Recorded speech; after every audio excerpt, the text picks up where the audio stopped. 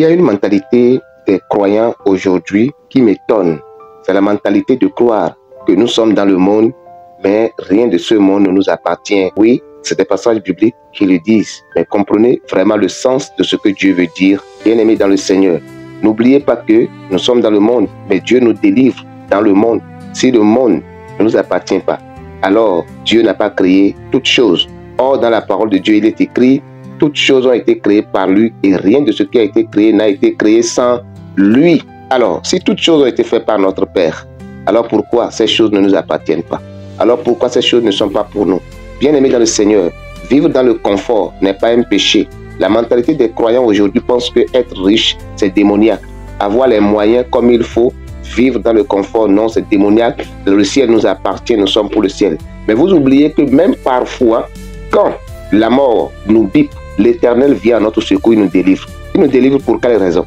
Si le ciel est bon, préférable pour nous, et que rien ne nous appartient sur la terre, pourquoi Dieu nous délivre? Pourquoi Dieu envoie ses anges camper autour de nous pour nous arracher du danger, comme il le dit dans le livre de Psaume 91? Si Dieu nous délivre de la mort, Dieu nous délivre de la main de nos ennemis, c'est qu'il y a quelque chose quand même de bon sur la terre qui nous appartient et qui glorifie le nom de Dieu. Alors, pendant que nous vivons sur la terre, s'il vous plaît, profitons de tout ce qui est bon, qui glorifie le nom de Dieu sur la terre, au lieu de dire que rien n'est bon sur la terre. C'est faux. Il y a des choses qui sont encore bonnes sur ici, cette terre. La preuve, nous avons été créés sur la terre et nous allons terminer sur la terre et nous reviendrons sur la terre. Écoutez très bien ce passage qui parle de la fin du monde.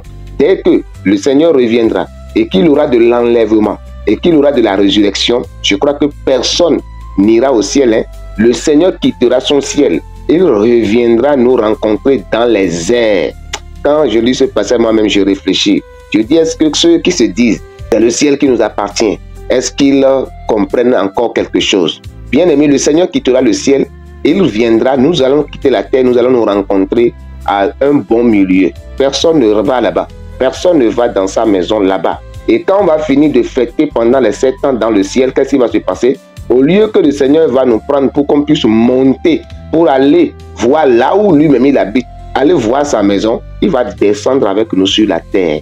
Et après avoir combattu, après avoir fait le dernier combat, qu'est-ce qui va se passer? La parole de Dieu dit qu'il aura ce que nous appelons en théologie les 3 N, les nouveaux cieux, la nouvelle terre et la nouvelle Jérusalem qui va descendre du ciel et se poser. Et la terre va juste remplacer l'autre terre. La nouvelle terre va juste remplacer l'autre terre et nous allons encore vivre ici sur la terre. Alors, apprendre déjà à vivre bien sur la terre car tu vivras éternellement sur la terre. D'apprendre à apprécier ce que Dieu a fait et qui est bon sur la terre afin que tu puisses vivre heureux, s'il te plaît.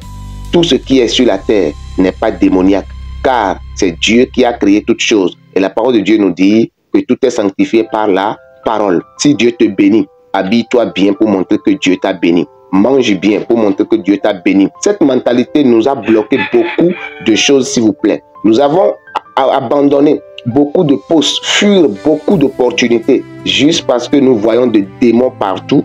Voilà pourquoi la pauvreté a surpris les chrétiens. Aujourd'hui, plusieurs chrétiens sont des mendiants à cause de cette mentalité de dire nous ne sommes pas pour la terre, nous sommes dans le monde, mais le monde ne sommes pas pour le monde. Change cette mentalité, bien-aimé. Il y a quelque chose de bon sur la terre. Voilà pourquoi le Seigneur nous délivre chaque fois quand l'ennemi s'élève contre nous. Dieu te bénisse par cette brève exhortation au nom précieux de Jésus-Christ de Nazareth. Amen.